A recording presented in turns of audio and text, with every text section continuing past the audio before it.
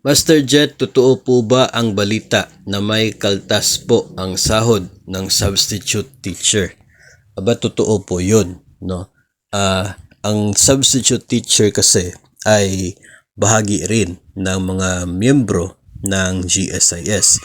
Kaya yung isa po sa mga kaltas na sinasabi po dyan ay yung para po sa GSIS. Meron pong porsyon, no, na mapupunta sa GSIS bilang premiums po ng mga substitute teacher. So, ang mangyayari kasi, yung period ng inyo pong pagtuturo as a substitute teacher sa DepEd, counted po yun as part of your service. Counted po siya doon sa tinatawag na years of service sa GSIS. For example, at maging doon na rin po, no, sa paid premiums, sa PPP. Kung kayo po ay nakapag-sub ng nasa 2 taon, tapos ito, mayroon po siyang deduction na premiums, umabot ng 2 years, yung total na pagiging substitute teacher ninyo, mayroon kayong contribution sa GSIS.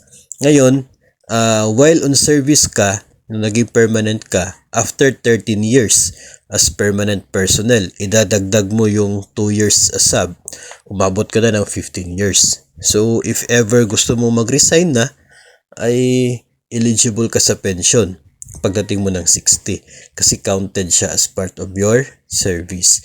So, ganun po ang nangyayari. Kaya nga po mayroon deduction doon po sa GSIS mula sa sahod ng mga substitute teacher. Hindi lamang yung permanent ang mayroon pong GSIS na premiums. Then also, ay counted siya as part of yung tinatawag na PPP, no, period with paid premiums. So, kung ilang taon or buwan yung pagiging substitute teacher na mayroong premium sa GSIS, expect po ninyo na yung inyo pong total na PPP, no, kapag nag-permanent ka, ay counted, no, idadagdag yung previous. So, ganun po yung setup. Kaya mayroon pong deduction sa GSIS sa sahod ng substitute teacher.